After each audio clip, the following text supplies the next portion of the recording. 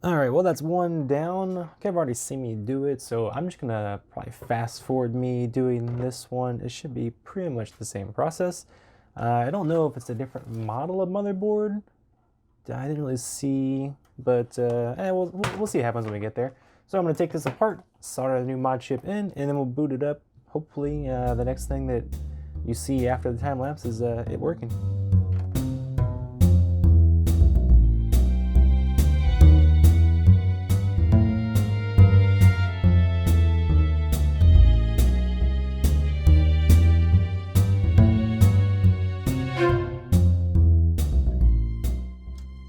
Oh, all right. Time lapse stops here because I'm not sure if you see this, but I can see this. Let's bring it down. This is a different model than the one we just did, but also, can you see that? That wire right there. I suspect this one already has a mod chip in it. I didn't test it whenever I first got it. I just tested to make sure it was still reading discs. But I think this one is already set up. So I'm gonna finish taking it apart and we'll see what's in here.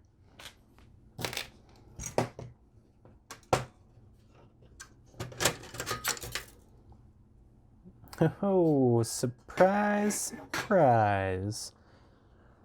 This already has a mod chip in place. I wonder what kind it is. Although this is phenomenal. They put it all the way over there. What is with this little jumper right here? I'm not sure. It didn't even go anywhere. This is 2 wires. Wait, what? There's 1 wire going to this chip. Unless it's broke off. This should have gone to this. Hold on, we're gonna take this apart. Because, well, let's see if I look here. This point over here is, I'm not sure, maybe that's ground? These black wires, so I'd expect it to be ground. These red wire here, I'm expecting this to be the 3.3 volts. And then this green wire should have gone to this. Trying to think, because I've done these before. The green wire I think is data. This is an MM3 chip. It's really just a PIC micro, I think. Weird. 12C508/P. Very, very strange. It is missing a wire then. Do I want to use this one? Kind of not really. I almost just want to go ahead and solder mine in because I like it better. Yeah, I think that's what I'm going to do. I think this is going to get taken out. Although, let's take a quick cut. I'm going to go look this up and see what kind of chip this is. I'm guessing this is a PIC micro. I'm pretty sure it's a PIC micro. So it's probably an MM3 micro, MM3 mod chip, stealth one. But I'm just kind of curious then. There should be 3 connections to it still. So this green one obviously should have gone to it. This is broken off. And then there's another connection. Is there one down here? No. There should be 2 down here. Then I think 2 right here. Because I just did one of these, PU22. I just did one of these the other day. Yeah, there should be 2 up here, 2 down here, and then the 3.3 volts in ground, whatever. But you can see this has 3 cables, or 3 of the pins have solder, and the other 3 don't. And then I'm excluding, when I talk about this, I'm excluding the black and red wires. It's clearly VCC and ground. So I think it was 3 wires. Very strange. Quick break. I'm gonna go look this up and see this. I'm pretty sure it's MM3 stealth mod chip, but let's just go take a quick look. Well, this is very interesting actually. Quick Google search. This is a PIC microcontroller, and I'm just looking at some of the history of the mod chips that comes with the PlayStation 1. I would say it's not uncommon to open a PlayStation 1 and find out it's already been modded. The PlayStation 1 was extremely popular system, and mod chips for it came out pretty quickly, and they kind of flew across the market. So what's interesting about this one though is it really only works off of, it looks like 2 wires. This one is missing one. There's supposed to be, so this green wire they've got down here does jump over to this, and this yellow one does go to that pin, but there's supposed to be another wire connected to pin 1. Hold on, which one's pin 1?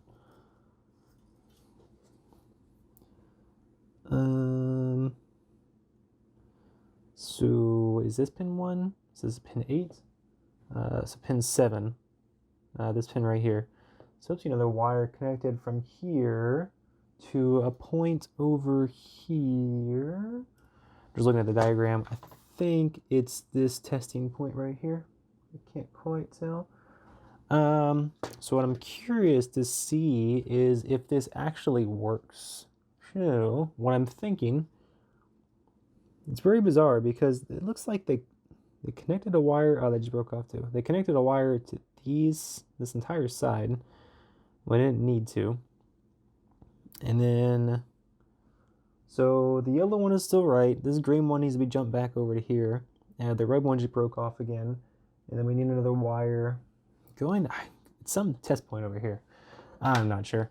I'll tell you what, I'm just going to wire this all back together and let's test it. If it actually works, then cool. We'll just use this one and then I'll clean it up and we'll call it good to go.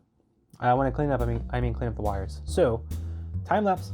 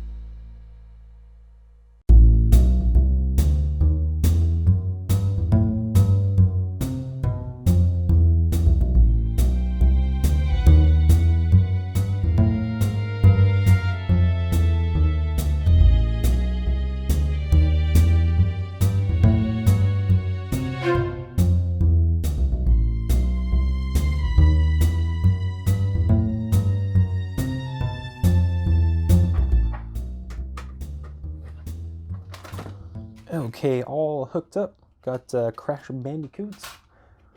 Insert that there. Make sure that ribbon cable is not going to get in the way.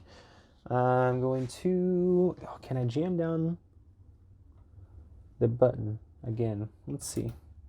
Yep, there it goes. Okay, cool. So it's spinning, but does it work? Sony Computer Entertainment. The disc is spinning up faster. Holy crap, that actually works.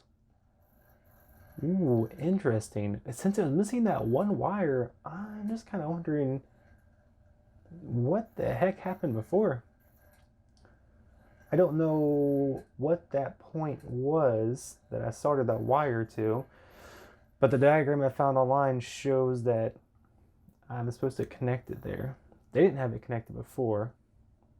Actually, I'm still stuck on this PlayStation licensed by Sony screen, so it might not be working. Or it could just be laser 3D again. Who knows? Yeah, the disc kind of slowed down. Okay, hold on. I'm just gonna clean the lens off on the laser real quick. I can bring it down for this too and just show you it. It's nothing too impressive or anything. I'm gonna grab a cotton bud, dip in a little isopropyl alcohol, 91%. Just dab it around there. The other side to help dry it off a little bit quick. Blow it out. Let that air off, air dry. It could also be, I mean, my disc is pretty dirty. It worked on the other one, the one that I just did. I'm just gonna wipe it down on my nice soft fuzzy pants. Looks okay. Insert this.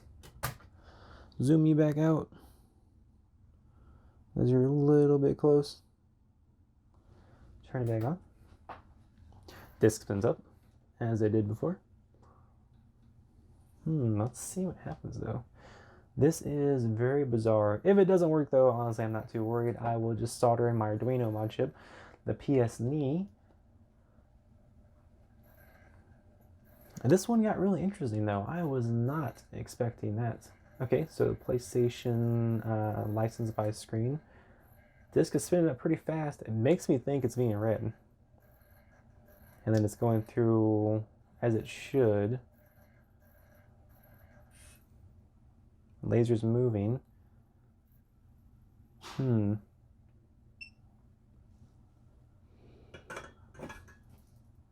Now, I'm suspecting this is not actually going to work.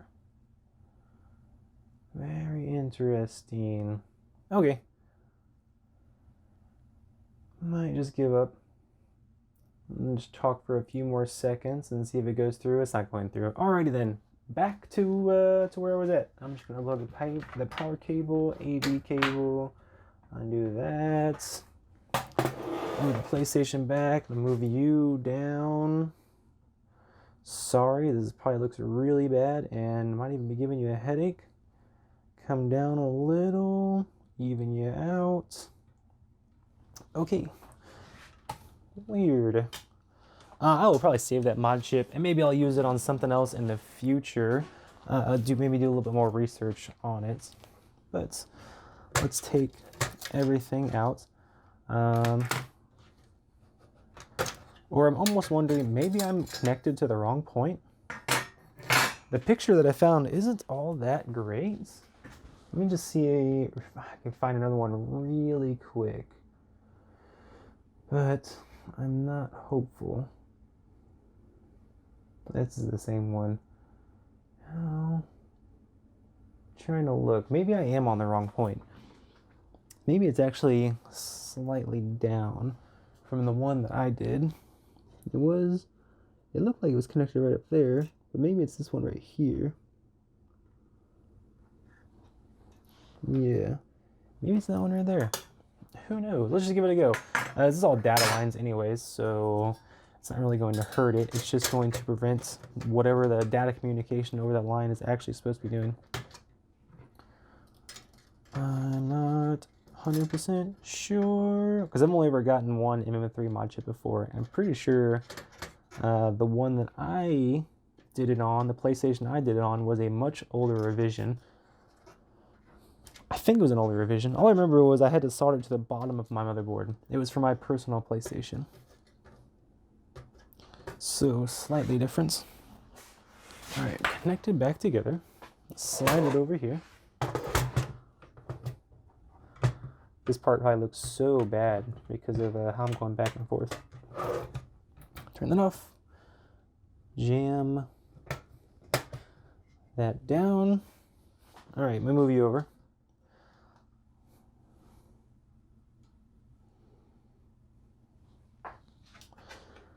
Disc on. Let's see, is it jammed down? It is jammed down. Spinning up. Let's see what happens.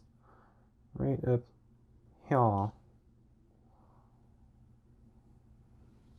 nope, instantly. Okay, so that was the right point. It's just the chip's not working.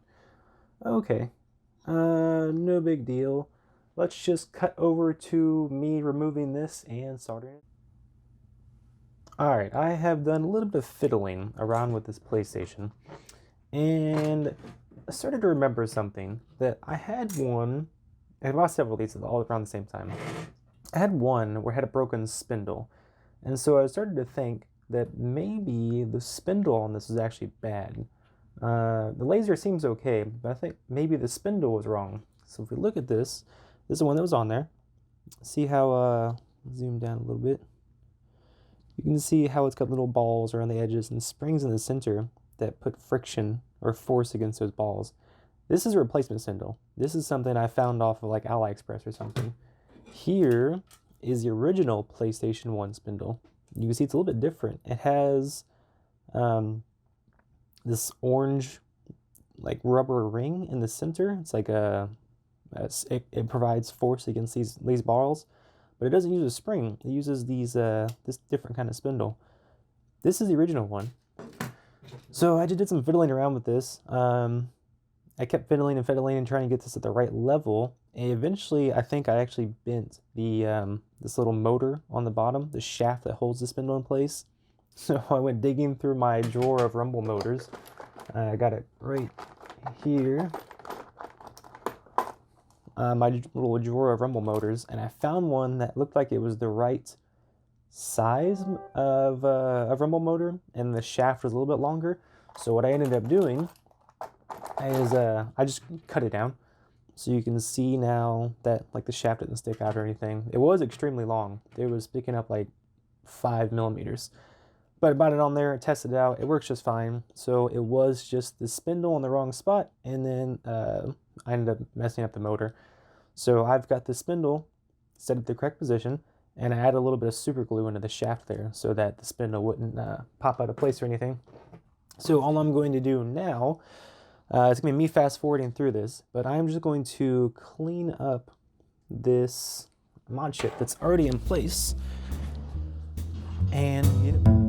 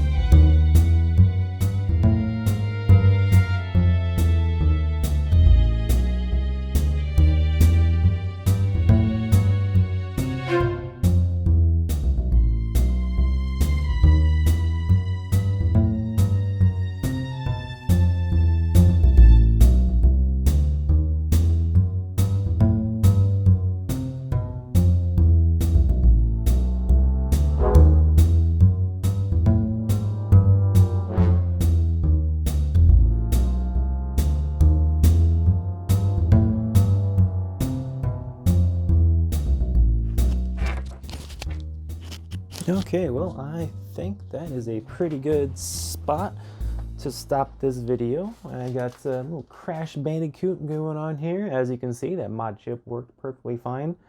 I just had to fix that laser, the spindle. You can get like our original PlayStation 1 spindles online as well.